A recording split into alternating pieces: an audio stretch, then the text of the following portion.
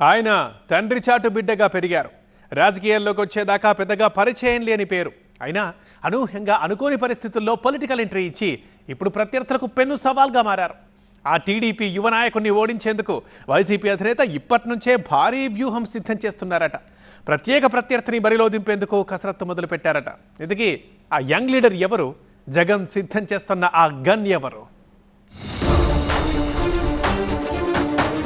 రామ్మోహనుడిపై సీతారాముడు.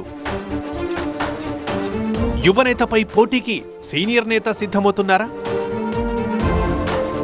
శ్రీకాకుళంపై Jagan serious plan. కేంద్ర మంత్రికి check పెట్టేందుకు స్కెచ్ చేశారా? ఉత్తరాంధ్ర రాజకీయాల్లో ఇప్పుడిదే హాట్ టాపిక్.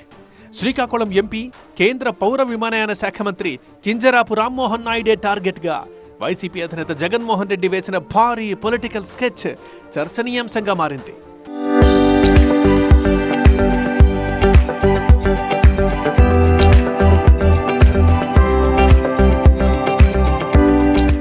పార్టీ పెట్టినప్పటి దగ్గర నుంచి ఈ పార్లమెంటు స్థానంలో పాగా వేయాలని భావిస్తున్నా అది కుదరకపోవడంతో ఈ దఫా మాత్రం గట్టిగా కొట్టాలని ఫిక్స్ అయ్యారట వైసీపీ బాస్. 2019 ఫ్యాన్ హవాలో కూడా మిస్ అయిన ఈ స్థానాన్ని 2029లోనైనా ఒడిసి పట్టాలని భావిస్తున్నారట. అందుకోసం అన్ని కోణాల్లో ఆలోచించి భారీ వ్యూహం రచించారట జగన్. 2012లో ఎర్రన్నాయుడి అకాల మరణంతో ఆయన వారసుడిగా పొలిటికల్ ఎంట్రీ ఇచ్చిన రామ్మోహన్ నాయుడి పేరు అప్పటిదాకా పెద్దగా ఎవరికీ పరిచయం లేదు. తండ్రి మరణంతో ఒక్కసారిగా వెలుగులోకి వచ్చిన ఆయన 2014 ఎన్నికల్లో తొలిసారి శ్రీకాకుళం నుంచి ఎంపీగా పోటీ చేసి విజయం సాధించారు. తండ్రికి తగ్గ తనయుడిగా మంచి పేరు సంపాదించారు. అందుకే 2019 సార్వత్రిక ఎన్నికల్లో రాష్ట్రమంతా వైసీపీ ప్రపంచనం కనిపించినా ఇక్కడ మాత్రం రెండోసారి ఎంపీగా గెలిచి తన పట్టు నిలబెట్టుకున్నారు రామ్మోహన్ నాయుడు. ఇక ఇటీవల జరిగిన 2024 సాధారణ ఎన్నికల్లో ముచ్చటగా మూడోసారి విజయం సాధించి ఏకంగా కేంద్ర మంత్రి అయిపోయారు. పౌర విమానయాన శాఖ మంత్రిగా మోదీ టీంలో చేరిపోయారు. శ్రీకాకుళం ఎంపీగా రామ్మోహన్ నాయుడు ఈ స్థాయిలో దూసుకుపోతుంటే ఆయన్ని ఎలాగైనా ఓడించాలన్న పట్టుదలతో ఉన్నారట వైసీపీ అధినేత జగన్. మొదటి నుంచి ఈ స్థానాన్ని ప్రతిష్టాత్మకంగానే తీసుకున్న వైసీపీ ప్రయోగాలు చేస్తూ చతికిలబడుతూ వచ్చింది. రామ్మోహన్ నాయుడుపై 2014లో తూర్పు కాపు మహిళా నేత రెడ్డి శాంతిని పోటీకి దింపగా ఆమె ఓడిపోయారు. 2019లో దువ్వాడ శ్రీనివాస్ గట్టి పోటీ ఇచ్చినా విజయం దక్కలేదు. అయితే రాష్ట్రంలో 151 స్థానాలతో పార్టీ అధికారంలోకి రావడంతో 2024లోనైనా శ్రీకాకుళం ఎంపీ స్థానాన్ని గెలవాలనే లక్ష్యంతో పనిచేశారు. రామ్మోహన్ నాయుడిని ఢీకొట్టే అభ్యర్థి కోసం తీవ్ర కసరత్తు చేసిన వైసీపీ నాటి కళింగ కార్పొరేషన్ చైర్మన్ పేరాడ తిలక్ని బరిలో దింపి ఘోర పరాభవాన్ని మూటగట్టుకుంది.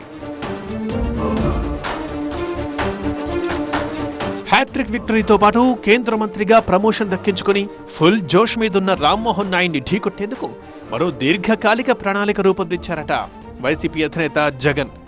2029 ఎన్నికల్లో రామ్మోహన్ నాయుడిని ఓడించాలంటే జిల్లా నుంచే మంచి పట్టున్న సీనియర్ నేతని ముందే ఎంపిక చేసి ప్రజల్లోకి వదలడం బెటర్ అని భావిస్తున్నారట. అందుకు సమర్థవంతమైన నాయకుడు మాజీ స్పీకర్ తమ్మినేని సీతారామేనని నిర్ణయించారట జగన్.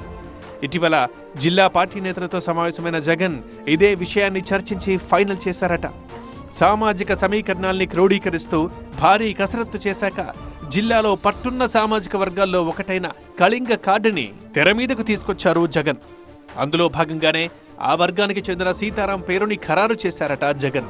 అనుకున్నదే తడువు ఆయనని శ్రీకాకుళం పార్లమెంటు పరిశీలకునిగా నియమించేశారు. అయితే శ్రీకాకుళం పార్లమెంట్ అధ్యక్షునిగా వెలమ సామాజిక వర్గానికి చెందిన ధర్మాన కృష్ణదాస్ని కొనసాగిస్తూనే అందరి ఆమోదంతో పార్లమెంటు పరిశీలకునిగా సీతారాం పేరుని ప్రకటించారట. ఈ నిర్ణయంతో అటు వెలమ ఇటు కళింగ 2 వర్గాల ఆదరణ పొందవచ్చని అనుకుంటున్నారట జగన్. సామాజిక కోణంలో అభ్యర్థుల మార్పు ఫలితాన్నిచ్చిన దాఖలాలు గతంలో లేకపోలేదు. అప్పటిదాకా తిరుగులేని నాయకుడిగా ఉన్న దివంగత ఎర్రన్నాయుడిని గతంలో కాంగ్రెస్ అభ్యర్థిగా పోటీ చేసిన కళింగ సామాజిక వర్గం నేత కిల్లి కృపారాణి ఓడించారు. అందుకే ఇప్పుడు తమ్మినేని సీతారాంని ఎంపీ అభ్యర్థిగా బరిలోకి దింపితే ఆ వర్గం నేతలంతా కలిసికట్టుగా పనిచేస్తారని భావిస్తున్నారట జగన్. నిజానికి 2024 ఎన్నికల టైంలోనే ఈ ప్రతిపాదన వచ్చినా అప్పట్లో అది కుదరలేదు. సో అంతా అనుకున్నట్లు జరిగితే 2029 ఎన్నికలు శ్రీకాకుళం పార్లమెంటు పరిధిలో కింజరాపు రామ్మోహన్ నాయుడు వర్సెస్ తమ్మినేని సీతారాం అన్నట్లుగా సాగుతాయన్నమాట. మరి అప్పుడైనా జగన్ వ్యూహం ఫలిస్తుందో లేదో చూడాలి.